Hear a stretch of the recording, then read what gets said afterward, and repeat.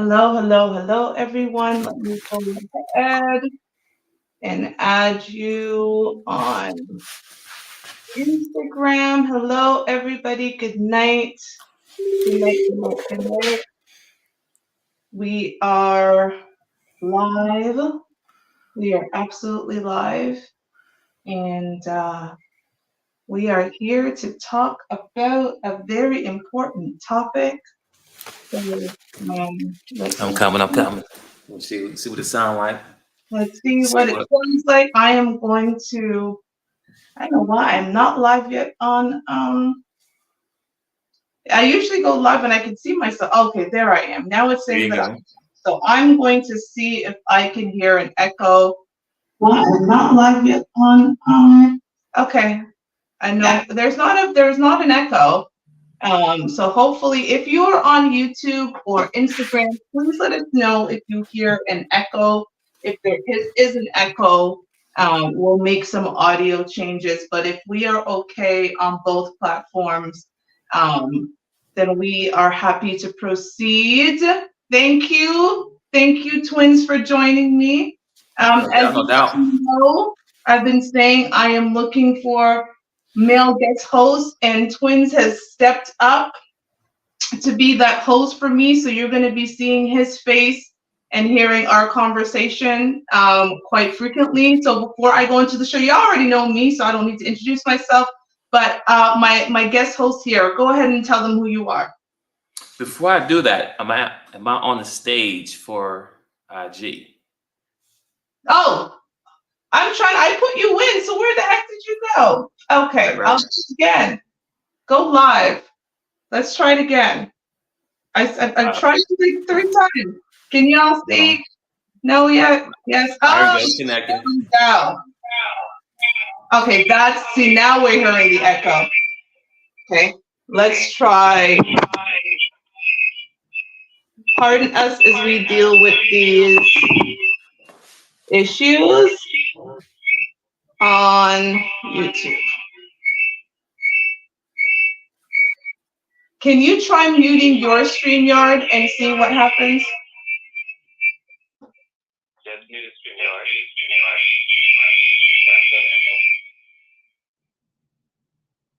How about now?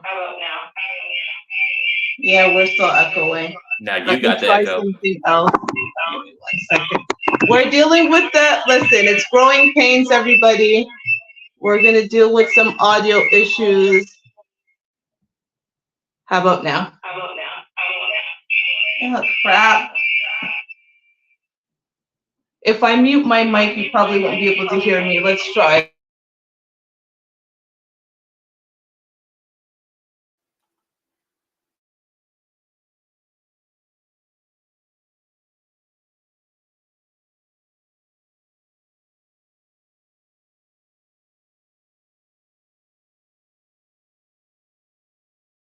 Fine.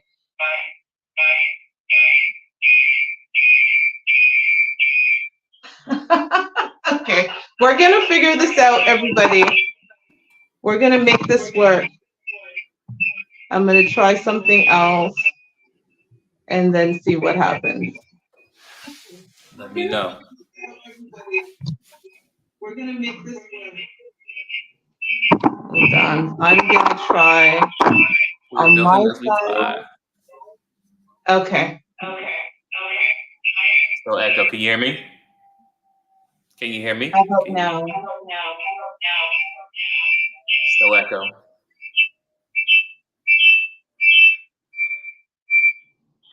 How about now?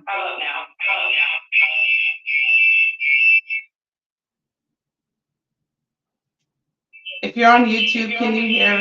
Is there an echo? Okay, you know what? We may have to just go live on YouTube and just cut the. Yeah, that's what I'm gonna do. I think I'm just gonna do it on YouTube and cut the live on Instagram. Okay, Instagram, I'm gonna share with you the link to go live on YouTube. Bye. The live on Instagram. Okay, Instagram, I'm gonna share with you the link to go live on YouTube Live. I think that's probably better. Now let's see. So I'll grab my phone here Okay. and I will Can you hear send, me? this is better. Can you hear me? Can you hear me? Yeah, I can hear you. Can you hear me? I can a bit. Let me actually turn it up because I originally turned everything down. Are we good? I'm good. I can hear you on my end. Can you hear me loud and clear? Yes. And I just want to make sure there is no echo. So we sound good. Let me just get the link. We'll have to figure this out because there's a way that I do it with the other show. It's not an issue, but for whatever reason. We did it before with no problem either. And we did it before the same way. Yeah, super weird. Whatever. It's listen, maybe I meant to drive people over to YouTube. So I'm just gonna find the link here and then I'm gonna send it to everyone to come on in and join us for this show because I think it's an interesting topic. And the way we were discussing it, I think will be intriguing for people because I think sometimes we have one definition of what something is, and we often don't even understand why. We don't even understand why are we using this definition to mean something until someone makes us really think about it. So tonight we want to make people think about this concept of the broken family and what it means to really be a part of a broken family, which we're going to start doing in 2 seconds. Let me just add this link in my story so that people can join us. Hold on. Next, join me live. And we'll figure out this audio issue at some point. Live on YouTube. On YouTube. Okay, 1 second. Let's put the link. Come on. Come on. Come on, link. Here we go. Hopefully people will join us. Okay. So the broken family. Before I go into that, you didn't get to do your intro because we had to deal with all these audio issues. Okay, go ahead. You guys know who I am already. I've got my male guest co-host. He's taken up the challenge and I appreciate it. So introduce yourself, twins. No pressure. Good evening, good night, good morning, whatever time you tune in to watch the show. My name is Twins Inc. I'm gonna give my real government to Wayne. Doesn't matter. Find me if you want to. But Twins Inc. is my name. Just real quick, I'm also a podcaster. I have multiple shows that I'm on. So I have Twins Inc. Talk. I have the Chop Team you see right behind me. And now I'm joining Miss F Your Feelings. I'm not sure how, if I can say that really. I don't want to get, Right. But F Your Feelings. So I'm here to provide a dialogue. The more you talk, you're gonna learn more about me. And the people who know me already know me already, but we'll get to it. Anything you want me to, tell them, I'll tell them, but they'll know as we go. No, we gonna go. We gonna go. We're just gonna get into it. We're gonna let them get to know you. We're gonna let them get to know you over this show and over the next few shows. So the topic is a heavy one, but we're gonna not try to make it as heavy and make it all humdrum. I tried to call it the broken family, real talk, real solutions. So let's start with the first part is when you hear the term broken family, what initially comes to mind? What comes to my mind typically is the mother and father or both parents, because we're in a new age now, but both parents are not in the household is the first thing I think in my head, meaning that there's either a single mother or single father, or they were married, maybe divorced, separated, one person out of the house. That's like the overall, when you first think about as far as a broken family, because you think a whole family is the mom and dad in the house together with the kids raising together. That's a complete family. It looks great from the outside looking in. But we're going to do a deep dive in that. What are your thoughts? So, of course, that's what initially comes to mind. You hear broken family and you think singleness. You think that there is only one parent in the household, whether that be the mother or the father. You think of the parents not being together. You think this poor child, why couldn't they work to be together? They've broken this family. And now the child has to grow up without both parents and the influence of both parents. That's what initially I think people think of, right? And Right. when I was talking about this with you, I thought, why does no one talk about the brokenness within families where both parents are there, or the wholeness of families when they live in separate homes, right? Because the children that are the products of these homes are the ones who really speak to whether or not the home was broken. And let's be clear, I'm not advocating for single income or single parent households. Absolutely not. What I am advocating is let's really truly define what it means to be in a broken home and come from a broken home, because there are broken homes where both parents are still under the same roof, but the children within the home are broken because the parents are not emotionally there, they're not physically there for them. When they're in the home, there's turmoil within the home. The children don't feel like they have anyone to turn to because the parents are dealing with their own situation and not focused on the children. And then there are single income or single parent homes where the parents are actually really co-parent well together, right? They are making sure that their child or children are the center of everything that they do. They've worked out arrangements to ensure that one or both parents are always at events for the children.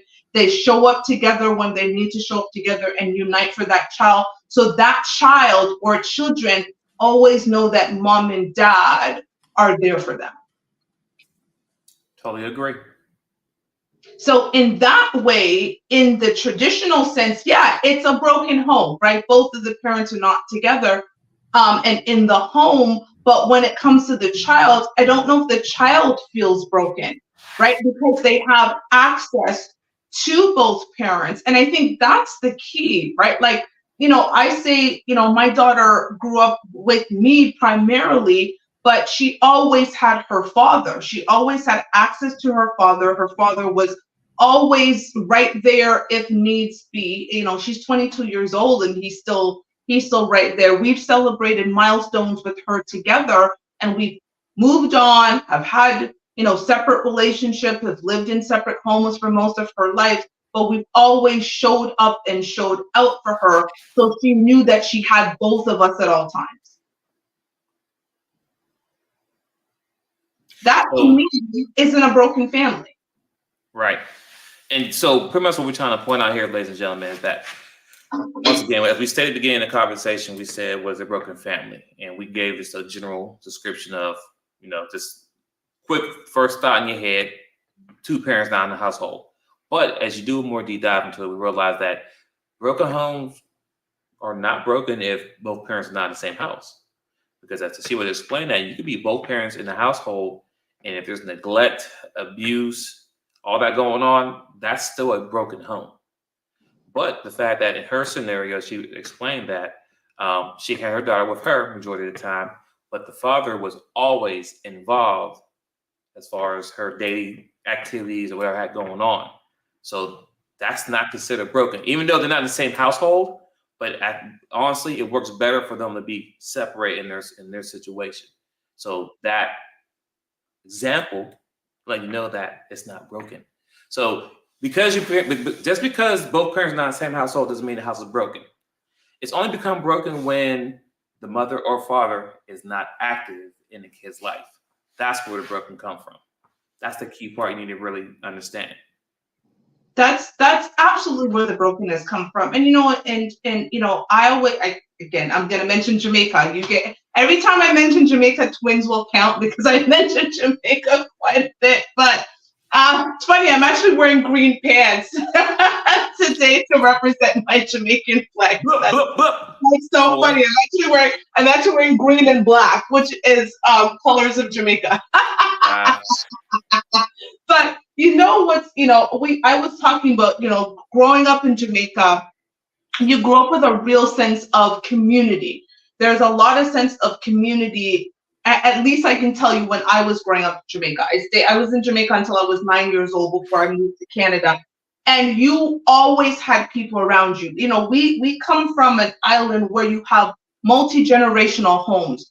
Grandparents live in the same house, parents are in the same house, sometimes aunts and uncles. You're all growing up together, all playing together. There's always someone around to ensure that this child or these children have love and guidance and support and protection. You also have the neighbors, and you have the extended family, and you have this community, this very insular community that work together to raise the children, right? And I was saying that's, to me, like, what's broken is the fact that there's no longer community.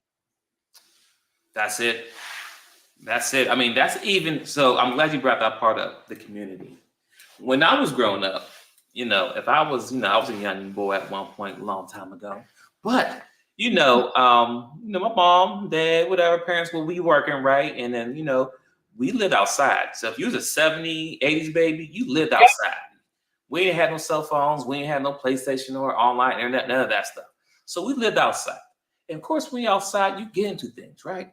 So even though your mom and dad are not home, you still had your neighbors who also kept an eye on the neighborhood and also kept an eye on you. Yeah. So if you were acting out in the streets, whatever it may be, doing what they supposed to be doing, knocking on people's door, running away, going, jumping people's backyard, doing kid stuff, not hurting nobody, but doing kid stuff, they will notify your parents. That's if they put their hands on you first, right? That's number one. Mm-hmm. Secondly, they're gonna tell your parents. So if they do put their hands on you, that's your first butt whooping. Then when your mom and dad get home, they tell you what happened. Then you get another butt whooping. But they wasn't doing it to be spiteful, to hurt you. It was really to keep the community together, the unit, to make sure that we look out for each and one another. And that was huge back in the day, because if someone came in the neighborhood that wasn't normal or wasn't a familiar face, all the parents or whoever, like, who are you looking for? Yeah. It's like that, because we know who's the kids around here. We know each parent, but who are you? That's why when we was growing up, that's why we had situations that's happened now where kids getting snatched all the time, because the neighborhood, the community was a part of the development of families. And that's something that's been taken away now in this generation that we're in right now. That is so true, because it's funny, growing up in Jamaica, your teachers could beat you, right? In Jamaica, it was a thing. Teachers could beat you. Teachers could flog you, whatever you want to call. Like, if you were out of line, you put your hand out and they get a ruler and they would slap you. And God forbid, you clearly now are being told that you got hit by the teacher. Now you're getting, like, why the teacher have to beat you? So now you're being disciplined. Also, back home in Jamaica, you could not pass a house. We call them verandas back home. So it's like the equivalent of a patio. So as long as somebody was on the veranda, you said good morning, good afternoon, good evening, you could pass that house 10 times. Because if by any chance you pass that house one time and you don't say good afternoon, good evening, or anything, guess what happens? They're going to say, well, you passed, Mrs. Blair's house and they said you didn't say anything. You don't have any manners. You don't have any property. Like, it was really those things. And I've kept those things. Like, I find it so interesting that, like, I walk down the street and I say hello to people and they look at me like weird because I'm saying hello. And I'm just like, it's part of my upbringing. You don't pass somebody and you don't say hello. You don't go into somebody's house and you don't speak. You don't enter a room and you don't say anything. You don't go into, like, if I'm being introduced to my man's mother and she's in the kitchen, guess what? I'm in the kitchen. You know what I'm saying? Like, do you need any help? And she says no. I'm like, you know what? I'm happy to help. I'll chop a vegetable. You want me to wash some stuff? Like, I'm there because that's how I grew up. So I keep those things in mind when I enter spaces. And that's all a part about community. And I feel like now, to me, the brokenness is the individuality that we have when we're raising children. Right. That's my child. You don't tell me what to do to raise my child. You know, all of that stuff. But I'm just like, I don't play those games. Like I have a group of friends and we raised our girls together. Like we all have older girls. My daughter is actually the youngest of the oldest girls. And those girls knew at any point, let their aunties or uncles see them doing anything. It ain't right. Right? Like they knew Auntie Sheba will stop in the middle of the road and park her car and put her, and she will, and I felt no way to drag one of my nieces if I saw them doing, they knew that. Like, and you put the fear of God, so they always walked outside understanding someone's always watching. I don't know where my aunties are, I don't know where my uncles are, but if they see me doing anything I'm not supposed to be doing, it's not gonna be good. And when we're done with them, then we're bringing them home to their parents. Yeah. But we got away from that. I mean, we got away from that. And I mean, you can even tell in schools. So like, remember you said in schools, you can get paddled or, get smacked, whatever it may be at school if you act out of character.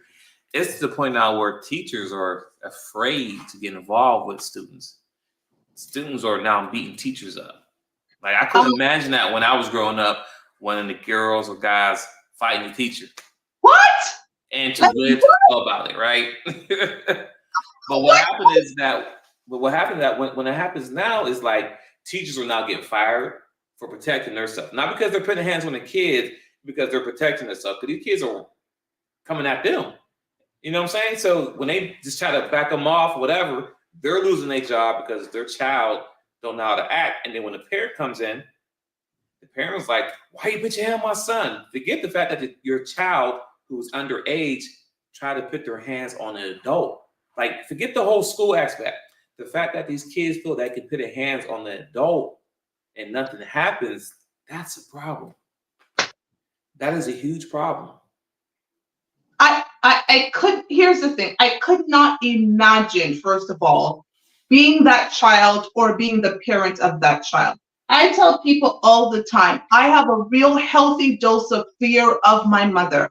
I am a 44-year-old woman who, if my mom comes into my home, the home that I paid for, and my mother shoots me a look from across the room in my home that I paid for, that is a signal for me to shut my mouth in my home from my mother. I have a real healthy dose of fear of my 69-year-old mother, because my mother does not play. And the thought that I would have a child who is going to school and popping off at a teacher, and then I'm going to be mad at the teacher for disciplining my child, that to me, that is nuts. You could not pay me enough to be a teacher today with these badass kids. Fuck them kids. F them kids, huh? Sorry. That was funny. But no, I mean, listen, so even so, I'm 42 years old, right? I have my own house as well. Now, I don't even swear in front of my mother. I don't even. Bro, man, pay my bills. Like, I just can't. There's some things I can't do. Is I can do it, but the thing is this: I have respect for my mother, and I have respect for any elderly person, anyone who's older than me. Especially if you give me respect, I'll get, it goes back and forth. So that's one thing that has been removed from the youth, because they have a huge lack of respect. They have a huge entitlement. Try my tambourine. This is my tambourine. And then no accountability. So respect. What I say? Respect, accountability, and it's the mindset, respect, accountability. Oh my God! You know what? If you're watching, say in the chat. What's the third one I said, or the second one I said? If you did chat. No, but those are the main two. And you're right. I also don't swear in front of my mother. If I'm telling my mother a story and there's swear words in it, I actually say to her, Mom, this isn't what I said. I'm just about to tell you what was said, right? I'm not just gonna be like, F this, blah, blah, blah, blah. Like, it's a no, like it's a negative, like we're not doing that. And so you are right. There is a lack of respect. And realistically, I come from what many people would consider in the traditional sense a broken home. My parents were not married. Quite frankly, my mother and father actually had an affair, and I'm an affair baby. So my parents were never together. That I come from a real broken home. My mother and father were never together. I was actually raised by my father and my stepmother, his wife. Dum dum dum. And I was raised in a traditional home, but it wasn't so traditional because the woman I thought was my mother actually wasn't my mother. She was my stepmom, and my birth actually caused her pain. The very essence of me being alive caused this woman who actually ended up raising me to, I didn't find out that she was my mother until I was 5. And then I met my biological mother when I was 8, because at that point my mother had emigrated to Canada. And then I came to live with my biological mother when I was 9. So at this point, I was actually raised mostly with my father and my stepmom. And then my stepmom also emigrated to the US. My mom had emigrated to Canada. And my dad had a decision to which mother he was going to send me, ended up sending me to my biological mother, which is the right thing to do because she's the woman who gave birth to me. But again, I come from a real broken home, but I was taught values and the values and character building things and the things that were important. And I was taught about life and respecting people. And to me, you know, like those values seem to be lost. And I think that's the key. If we're talking about solutions of the brokenness, because the brokenness isn't just in the family, one single family unit, it's in the family of us as Black people. Because that was what we had back in the day when you talked about it, right? Everybody was a unit. And it wasn't just the unit within the walls of your house. Like you said, when you were outside riding your bike, when I was at school, we knew it was a family unit. Everybody played a role in ensuring that the children in their presence were being raised to be great members of society. And now there's this individuality and these values, like the values that are being taught today are definitely, for me, I don't feel like the values that we were taught back in the day. Like you listen to some of these podcast interviews. Like I told you, I started watching this Pop the Balloon show. Yeah. So I went on a binge watch that day. The day I discovered it, I watched every single episode on that Sunday. And it was fascinating. For those of you who've not watched the Pop the Balloon show and you're interested in seeing pettiness at its best, and adults who do not have emotional maturity. I'm going to start there. So the premise of this show is you have a lineup of men or a lineup of women, and a single man or a single woman will walk into the room. And before that person even has an opportunity to say anything and introduce themselves, the either lineup of single men or single women have an opportunity to take a toothpick and pop the balloon. And when they pop the balloon, it means that they are not interested in that person. Now, again, I haven't said, hi, my name is Toshiba. The host hasn't had an opportunity to ask me any questions for anybody to see what my mindset is like. I have just walked the room with the outfit I have on right now, and a man can go pop. What I will tell you that is fascinating is oftentimes the men do not pop until the woman has actually opened her mouth. Facts. Whereas the women pop before the guy said a word. They don't like his shoes. They don't like his outfit. They don't like his hair. They don't like his height. And pop, right? Like this person has it. I have seen, there was a gentleman who was a lawyer who was handsome. He was a lawyer. He was like, I wish I could find him to date my daughter.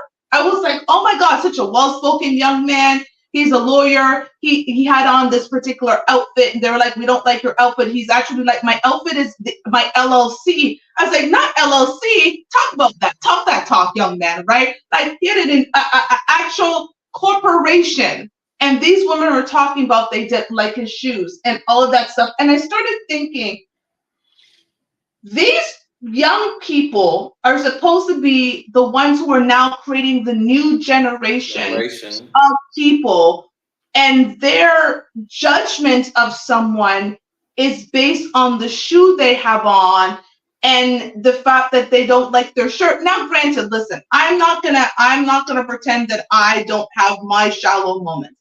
You know my situation, twins. I don't generally date shorter men. I'm not attracted to shorter men. I date shorter men. How Twin Zinc and I even met was when I started this show with my now former fiance. He's very familiar with him. He's 6'9" and a former ball player, right? Like my daughter's father is 6'7", also plays ball. My ex-husband was 6'5" in the military. Like, I have a history of taller men. So my attractiveness level is not generally going to be to a guy who's like 5'6", 5'7". However, to me, to just have a show where I pop just right away and he hasn't said anything, like, I just thought that was very interesting. I don't know. What are your thoughts about that show? Because I'm thinking, like, these people are supposed to now be coming together to create human beings. What are they going to instill into these next generation of human beings? Oh man. Well, the show, I mean, right now I think the show is very entertaining. I believe it's something to do a little case study on as well. Amen. The premise of the show could be much. I think the premise of the show would be much better for an older generation, because the people, the whole purpose of the show is to kind of find someone for you. So not find love, but these people are super young. I'm talking about they're 20, 19, 23, but they're super young. So I don't think they're ready to get into a serious relationship. So all they're really doing right now is hooking up, right? Now, some might get lucky because there's some guys out there who make good money. There's some women who make good money, right? But I think the show would be much better if it was for an older crowd. But we're going to speak on what we have going on right now with the show. So, I've seen a few episodes. I didn't watch them on YouTube straight. TikTok is addictive. You watch and you just swipe, and the next you watch every little clip they see. But yes, sometimes. So you said something earlier when you said the guys don't pop the balloon right away. Yes, and the funny part is that everyone knows across the board, men, we are visual creatures. I don't think anyone will disagree with that. We're a visual creature first. So, we look at the body and everything. So you watch the show, you'll see how fast women pop their balloons versus how men pop the balloon. The men will give you a moment. Okay, all right, she good, she look good. And then when she come up, as soon as she opened her mouth and she started talking, that's where the pop start happening based on her words, her mindset. Because these guys on the show, yes, the physical attraction gotta be there. But that's the first test to get through. That's the first test not to get the balloon pop. But then once you get there, now it's like, okay, now let me try to pick her brain real quickly. And they ask random questions. And sometimes based on what she do or how she talk, never mind. How old are you? Okay, never mind. I'm 35, you're 21. This ain't gonna work out.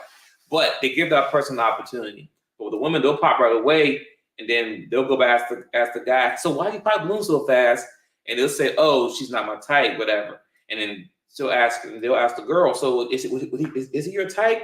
And instead of saying no, whatever, like they'll take another shot at that dude because he popped the balloon. It's like, yeah, very immature. But it still goes back to the whole thing we're talking about is the broken home, because where are these young people learning these values of people, right? Where are you learning these values from? That, hey, let me not judge somebody based on their cover or who they are. Like, if you dismiss someone over a shirt, that's a problem. Because as a woman, and I've been married, dating all over the place, and I have women buy my whole wardrobe. So if you dismissing the man because of the shirt, that's so low. Like, I'm glad you popped your balloon because that's a headache that guy or anyone avoided. If you have that problem with me wearing a blue shirt, well, you can buy me a red shirt, pink shirt, whatever. I'll wear it. If you buy it, I'll wear it. But anyway, I want my plane there because that's about to go off on a tangent. Go ahead. No, listen. It's funny because you and I talked about that because you saw the evolution of my ex when we started to the show to when we ended the show. Well, when he was no longer part of the show, and you saw the evolution in his fashion, and that was all me. We lived together for 2 years. I went through that closet. I was like, I love you, babe, but this has got to go. These Steve Harvey suits, like I went through, and whatever I threw away, I replaced. With my money, everybody, just so you know, I would be like, babe, I don't like this. And he's like, as long as you replace them, that's fine. And I replace, and his style evolves. Like, again, that is just the surface of a man. But you know what's so interesting? Going back to the brokenness, let me give men a hack on women. A lot of the times, those women actually pop their balloon not because they don't like the guy, it's because they don't think the guy will like them. And so there's an insecurity within some of these women that they're trying to mask, right? That goes back to the brokenness, right? Yeah. Here's the thing. We live in a world now where you get this false sense of reality of who you are, right? Because you put a picture on Instagram and you do a little bit of this, and you do a little bit of that, and you don't show the whole self, because we gonna get to this dating thing. If I can find it, I'm gonna get to this this woman who basically catfished a guy on a dating, and he asked her to pay. I saw that. About that one in a second. But right, we have this, we do a little bit of this, and depending on how many followers you have, within minutes, you can get tens to hundreds to thousands of likes, right? And so you have this false sense of validation of who you are, right? It doesn't mean that that's who you feel inside you are. But again, we live in a world where, and sometimes people will just like things. Like I hear people who told me, when I will say, like, I posted such and such, you liked it. They're like, I just went and liked. They didn't read anything I said. They didn't, like, I had a whole post about my father passing away, and then somebody on that same day said something really insensitive. I'm like, did you see the post where I was talking about my father passed away? Like, they're like, oh no, I just liked it. I didn't even read it. They saw something with me and my dad and didn't even care to read it, right? So people are just scrolling and they're liking. And so these women are getting this idea that I am desirable. I am desirable to men. However, when they're in a room face to face and they can be judged outside of these screens, there's a level of insecurity in a lot of those women. And so they project back at the men because they're not confident enough that they will be chosen. And so they will go with these petty reasons as to why they didn't choose the men, but their fear is that they were going to be rejected. So let me eliminate myself. And I always say, women have bigger egos than men do, and we do not know how to take rejection. And so we do a lot of projection to avoid rejection. Rejection. Preach. But also to add on to that too, you can tell a lot with the women's side. You can tell there's a lot of followers. So like I said, when a guy walks in and half of them pop the balloons right away, right? Because they're, some will wait to see if their friend pop it first before they pop it. It's like they all want to compete for the same guy. Message. But inherently, and that's another thing about, like, this is why it's important to have community and to have people surround yourself. Because listen, I do think that there is almost like an epidemic or pandemic or whatever we want to call it of female-led single parent homes, right? And I always put, the reason I do that, guys, when I say single parents is a lot of these women are not single parents. The fathers are actually actively involved. They just don't live in the home. I was not a single mother. I lived in a single income household, because my daughter's father, again, was very active, right? Like he was there, and active does not mean like after she turned 8 years old, we got out of the whole court system. There was no child support. We just equally had the child, and we would do summers and March breaks. Like we just took ourselves completely out of the court system because the court system was not working for us, right? Like it was more than anything pitting us against each other than it was helping us to resolve our issue. So when my daughter was 8, we literally just went to the court, made an agreement, and said, basically take us out of the system, right? Like we don't want any parts of this. And so, he was always there. So I say single parent because to me, a single parent is someone who really doesn't have any help. And I had tons of help. Like I had enough people between my mother and her father and his family and whatever. There was always hands in the pot to help me with my daughter. So I think, going back to that, I think what's very interesting is a lot of these young ladies, going back also to the values, and some of the young men as well, there is no value system. There isn't anyone teaching them about life and what life means. There's a superficiality that's happening, and that's what's creating the brokenness, because they're going out and making decisions based on this brokenness. And then there's an excuse for why they made the decision, because they're broken. Like I tell you all my business. I watch a lot of paternity court. I got fascinated with paternity court during the pandemic because I did not know there were so many people who did not know who their child's father is. I thought that was something that just happened once in a blue moon, and I realized there was an entire show built upon the premise of finding women's fathers for their children, and inevitably a woman will cry on the episode and say,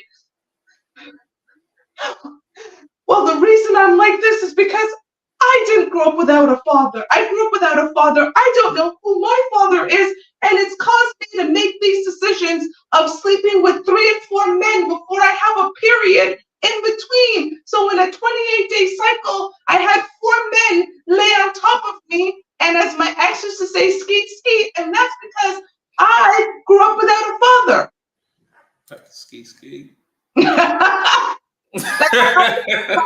just disgusting that is, by the way, right? Like I'm like, there is not enough Vagisil in or any douche wash for me to know that I laid down within 1 month, 1 cycle, and 4 men were on top of me.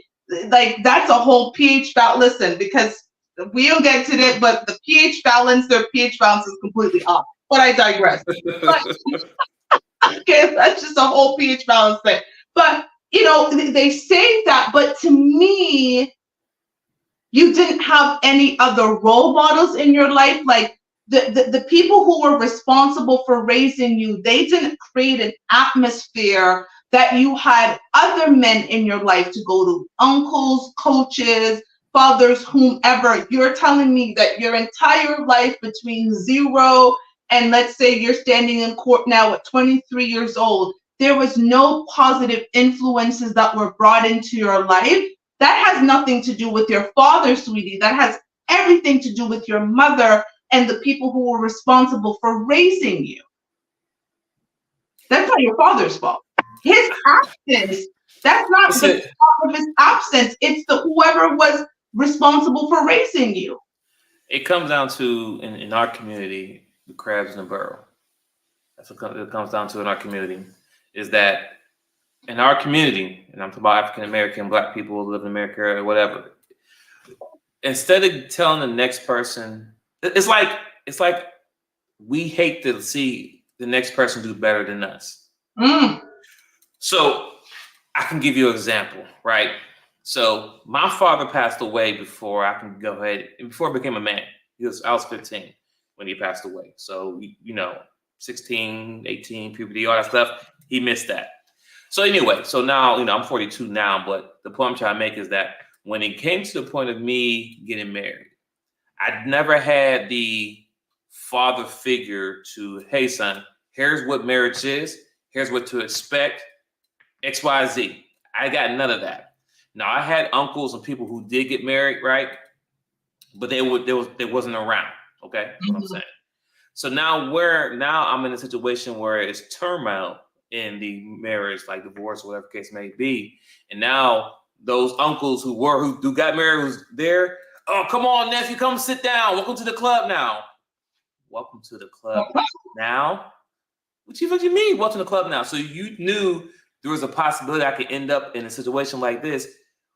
Why didn't you give me the knowledge to prevent myself from, one, getting to this situation in the first place, or two, help me to maneuver so I can be a better version of myself or a better version of yourself? Like the mistakes you might have made, you could have told me, hey, nephew, don't do this because this can X, Y, Z.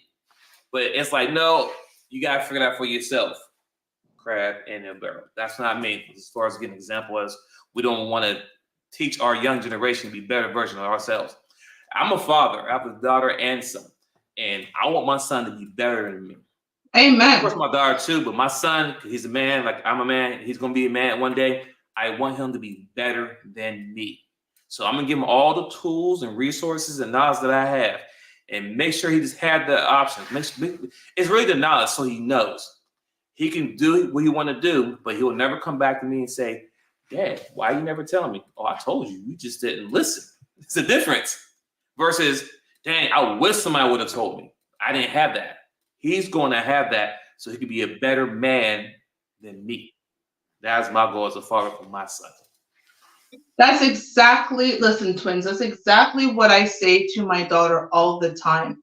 I said, my job has always been to raise a better version of myself. I said, I've made the mistakes in my life so you don't have to. I fought certain battles so you never have to. That is my job. You will not. I made it very clear to her. You ain't having no baby until you're married. Don't come to me. Don't come to your daddy. No, I love him. We don't care. Okay, don't. None of that shit. Okay, this way. You understand how challenging it can be, because I'm not going to pretend it's okie dory. It is challenging, going between homes and Christmases and March breaks and holidays and wondering what you're missing over here and all that stuff. You know what that's like. And I am here to ensure that you don't put my grandchild through that as much as possibly can. As you know, marriages break up, mine's broke up, yours broke up. They do happen, but let's start on a good foundation and try to keep it as much as possible. And that is our job. So when I hear excuses rooted out of this brokenness, you also are responsible for putting yourself back together. So let's say you do come from a broken home in the traditional and non-traditional sense, as we've talked about today. Let's say that you do come from one. It is now your job as a fully functioning adult to put the pieces back together. And you've got to start from acknowledging the fact that I am broken. Here is how I am broken. And this is what I need to do to be a whole person. And I cannot be an unhealed, broken person going into the world, attaching myself to somebody else and potentially breaking them as well. And that's what I'm talking about, the level of emotional maturity that I think is lacking when we see some of these dating shows and we see some of these shows where people are speaking. And it's like, I always say, something that I bring to a man's life is no matter what happens, I'm going to leave him better than I found him. And that is not coming from a place of ego. That is coming from a place of, I don't want to enter someone's life and leave it worse. I don't want to leave them of the worst version of themselves. I want to know that I came into their life and in some way made an impact, that aspects of their life is better. That's what you're supposed to aim to do. Like, you go into your job to do a really good job and to make a really good impression and to make a mark, so that when you leave, they're like, oh my God, Toshiba, Dwayne, they were just so great. How are we going to find someone to fill their shoes? That's how you should be looking at coming into somebody's life, is to make a mark. And if you're broken, you can't do that because you don't even realize who you truly are. So how are you going to attach yourself to someone else? That was deep. Hope y'all was paying attention to that, ladies and gentlemen. That was deep. Message. but Message. that's what comes with being a whole human being as a whole woman, right? And acknowledging along the path, because I just told everyone I come from more than a broken family. I come from a family. I'm the product of an affair. My very essence of life broke someone's heart. The same woman who was then responsible for raising me. Could you imagine you having an outside baby and taking that little tiny baby and bringing it to your wife and saying, I know I fucked up, babe, but how about we raise this baby together? That's tough. And I salute to her. Big salute to her, because she could I'm out of here. No, this ain't my child, no responsibility. Deuces. And the thing is, I had two older sisters, right? And so there was all of this stuff with my sisters of now this baby that is right. And thank God my sisters are 44 years later, because I'm 44, we're still close and we talk all the time. And my sisters are two of my closest friends. But there was a huge impact of that. And I also saw the goodness of a woman who didn't have to do that for me. She didn't have to do that. And she loved me. She cared for me. And she's my mom. So for all intents and purposes, I call her mama. She is my mom. She's always forever going to be my mom, right? When my sisters talk, they say our mom. They don't just say like our mom. They say our mom, and I'm one of the our, because they understood what their mother did for me as their sister. And I think we need to, I could have taken that and had a chip on my shoulder. I could have taken that and said, well, men are horrible because what awful thing my father did, and he's this and he's that. And I never looked at it that way. I looked at it as how blessed I am to have people who loved me when they didn't have to. And I'm going to try to take the same effort to love someone else in that way. And I'm going to bring that into people's life, because that is like my stepmother. And I don't ever call her my stepmother because I call her mama, but for the purposes of like, she is a godsend of a woman. Have you ever asked her, have you got to have that one-on-one talk with her? So why, what made you say, you know what, I'm going to raise a little girl as his mom? You know what I'm saying? What was in you for you to be like, you know what? I'm this little girl mine. I'm gonna give her the world as if she's mine, and we're gonna move forward. Because that takes a strong individual to do that. Because I'm telling you now, there's women today who won't do that.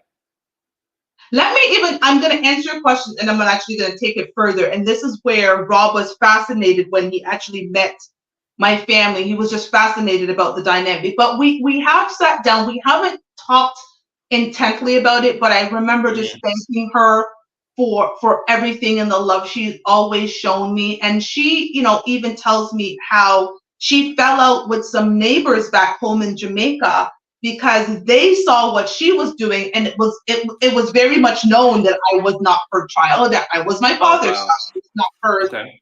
And a neighbor that she was close to when my dad brought me to live with them stopped talking to her because the husband was like, look at what she's doing. She's raising this child. And I think he had some outside children, not in an affair way. And she wasn't taking to the children the way my mom had taken to me, who wasn't her child, right? Who then I was out of an affair. And we talked about the impact, and she was like, listen, you had nothing to do with this. This was not your fault. Right? These are two adults who did what adults did, and your father did what he did, but it wasn't going to make me love you any less. Funny enough, fast forward, my marriage, my husband had a baby on me. So we fast 28 years. I got married when I was 28. So I got married at 28. I got married in 2007. No, I got married in 2008. I'm lying to you. I got married May 17, 2008. My husband had a baby March 31st, 2008.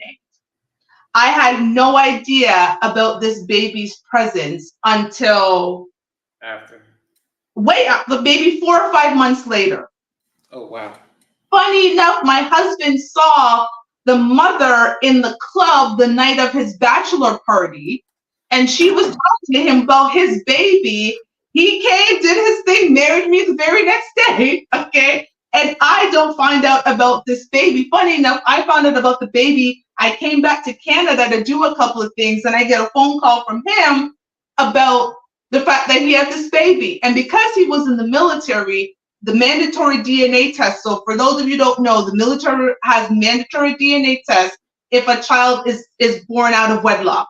So DNA comes up, it's his child. And I remember, being in a space where I was like, this is not the baby's fault. Baby has nothing to do with this. Even though he ended up also cheating on me with the mother. She called me to tell me that my husband had just left her house and to go on and on about it. And I hope you know that the baby's his and blah, blah, blah, blah, blah. And I remember her going off. And when she was done, she's like, you have nothing to say. And I was like, I'm going to talk to my husband. Like, I ain't got nothing to say to you. I like the clap back at the end. Wait, we're about to talk about it. I'm just going to talk to my husband. So I told my husband, by the way, this is what happened. And in that very same conversation, Twins, I said, okay, clearly the baby's yours. We know that the baby's yours. The baby needs to come over this weekend. This was, say, Tuesday, Wednesday. The baby was there on Friday. I kept the baby for a week. I took the baby shopping. And from then, every weekend, we had that baby. I had that baby because I thought to myself, this baby has nothing to do with what her messy parents have going on, right? Like, this baby's innocent and someone loved me enough to take me in. I'm going to give that baby that same level of love. And it was just so interesting how life just repeated itself, and I ended up dealing with the situation. I mean, I ended up divorcing my husband because there were 2 other babies, but we won't talk about that. That's a whole nother topic now. Another story for another day. That's a whole nother topic now. Oh, wow. And that was a little bit too much for me, but that's a lot of broken right there. So that became too much because now you're just out here being reckless. And I believe a man leads by example, right. And I could no longer be led by him, because what example are you giving to the child that we are raising together, my child, that you keep bringing home babies that her mother didn't have? We're not doing that, right? So, but going back to, my stepmom, what was interesting when you talk about, the difference between women of old and women of new, when my father passed away back in 2022, September of 2022, and we were preparing for the funeral. And I remember as we were getting together and we were going to New York, and I was, telling Rob at the time, that clearly my mother was going to be there, my stepmother was going to be there. Well, my mother shared a room. I was 42 at the time, 42 when my father passed away. So 42 years later, these women still communicate. At my father's funeral, they shared a room for the entire weekend we were there. They sat beside each other. At the funeral, they chatted, like they had a ball together. 42 years later, these women were still making sure that me, their daughter, that my best interest was what they were thinking about. Because I had lost my father. And it is just so interesting because in brokenness, I have a whole family that protected me and loved me and guided me and gave me great values and raised me and all of these things. And you see situations now where no one thinks about the product of what happened. They think about themselves. Selfish. That's broken to me. That's the essence of broken. So, I want to wrap this up because, time is going by. But I think for me, the key, if we were to talk about real talk, real solutions about this concept of broken family, for me is I've always said, my daughter is the best thing me and her father have ever done together. The best thing we've ever done was to create her. She didn't ask to be here. She didn't ask for none of this mess. We decided through everything that we were going to have this child, and it was important that she was always at the forefront of our minds when we were making decisions about what needed to happen with her. She needed to be at the forefront of our mind. She was the most important thing. Forget what it is that we were going through. Forget how we may feel about each other sometimes. It was our job was to raise her to be the best human being that she could be. And that means that her parents had to get it together, okay, to make sure that that happened. And we always came back and got it back on track. And I think whether you're in a two-parent home, going through difficulties, you live in a single income home, you live in a single parent home, the child should always be at the forefront because they don't ask to be here. And our job, like we've talked about, twins, is our job is to make them better than we are all time. I agree. I second that 100%. And for people out there who are in the split home situation, divorce, whatever, as Toshiba explained, that the forefront should be the kids, regardless of what me or you or her was going through. The kids should be the number one priority, and everything else will fall in place afterwards. Just because the situation didn't work out in the relationship that you were in doesn't mean your kids need to bear that.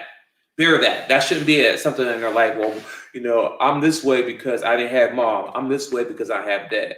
As long as you're both involved and we're constantly pouring to our kids, that's something that they shouldn't have a problem about. They should be like, oh, I'm cool. I had 2 houses. I had 2 TVs. I had my own room over here, room over there. Mom, dad, cool. That's all it should be. It shouldn't be. I mean, they'll understand the concept of people not being together, but it doesn't have to be broken unless you make it broken. And that's mean, like, if you make the situation difficult for one parent to be with his kids, vice versa, we can't do that. The overall thing we need to do as adults is make sure we become better teachers to the kids. And as I said earlier, that your son should be. My son is going to be a better version of me, and as my wife should do with the daughter, should be a better version of her as she get older as well. That should be the goal. Forget everything else. That should be the goal, and that's how we get to the resolution of unbreaking the broken home. If that makes sense. I love that. No, and it's true. And if I can add, one final thing is to add to that, not only should we be doing that, but decisions should be made based on what's best for the child, not what's best for you, the parent, right? And that goes even down to what home the child lives in. People automatically think once you split, the children need to be with the mother. That's not always the best situation, right? That's not always the most ideal situation. Maybe it is that the son needs to go live with the father. Maybe it is that the daughter needs to live with the mom. Maybe there comes a time where you need to switch because that's what makes sense, because that's what's in the best, interest of the children. And any decision to unbreak the brokenness, right? It should always, again, the child is at the forefront of every decision, and the decisions are made about what's in the best interest of the child. That's always the important part. And I think if we start doing more of that and stop doing a lot of this, and there's a lot of pain and a lot of anger and a lot of hurt and a lot of adult situation that we're bringing onto kids. Kids do not need to know everything that's going on between their parents. They shouldn't actually know. I didn't learn things about my parents until I was an adult, and there's some things I will never know. Right. Because I am a child and it is not my business. Period. Yes. Some people try to get involved and try to take sides. That's not your business.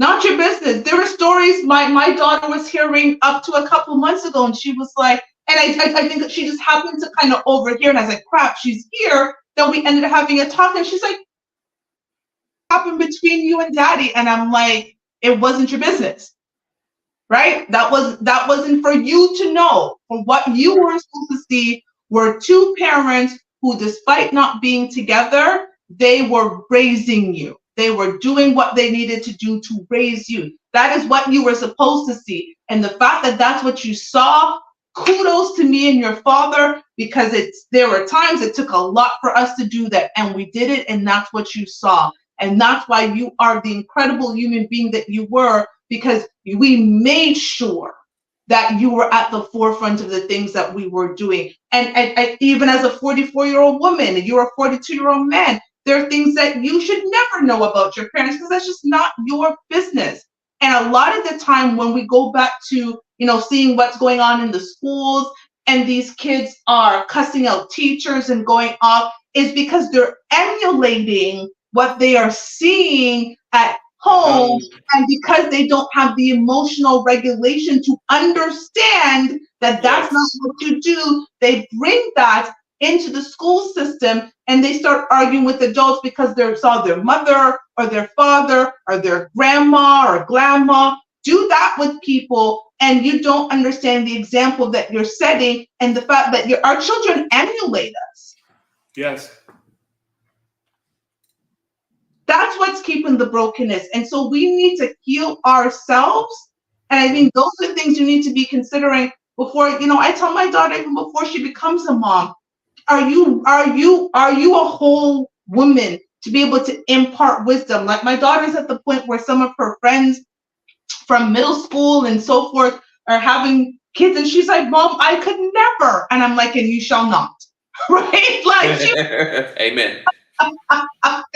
And you shall not. You're just figuring out yourself. She always says, I don't even know how you did it at 21. I said, I don't know I did it either, but I did it, and thank God we got you. But there's so much more to think about when we are taking a look at being a part of a family, or creating a family, or creating life. What can we give to that life?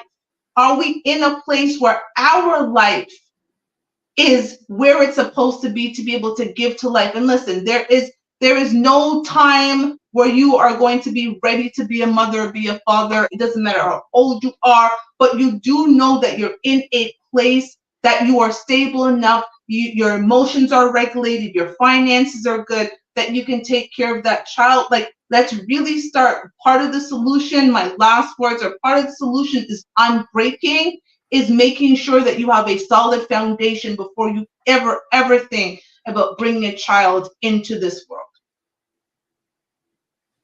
Message. I'm just saying. So I want to thank everybody for joining us. You are going to be seeing more of Twins over the next couple of months, because like I said, I was looking for male perspective. We're going to be having all kinds of different juicy conversations.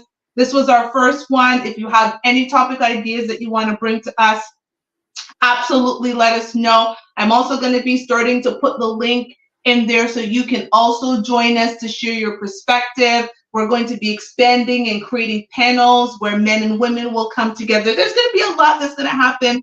The show's going to evolve over the next few months and year. So completely looking forward to it. Twins, I'll give you the final word. Be better. Be the example, be better. The whole show was a good show, and I hope you got something out of it, and I have nothing additional to say. You hit it with your final words. I don't want to say nothing else. You did that. I do what I can. Like, subscribe, share this with your friends, let them know. Come to Fuck Your Feelings, where we are changing the conversation about Black relationships, and we are all about respectful discourses and solutions, not problems. We are here to create solutions, not to create problems. So we thank each and every one of you. If you would like to join us, if you'd like to also be a guest host, you can email me at fyftheshow@gmail.com. And like I said, in the upcoming weeks, I'm also going to be putting the link in so you can join us. And I will also say, I will be adding a Saturday night show. I haven't decided when that's going to start, but it will be starting soon. I will be adding a Saturday night show. So Fuck Your Feelings will be coming to you twice a week now. So look forward to that. I think that's going to be exciting for those of you who can't join on the Tuesdays. Hopefully you can join us on the Saturday. So I thank you, everybody. Thank you, twins, for joining me. Looking forward to doing this again next week. Goodbye, everybody. Bye. Later. Peace.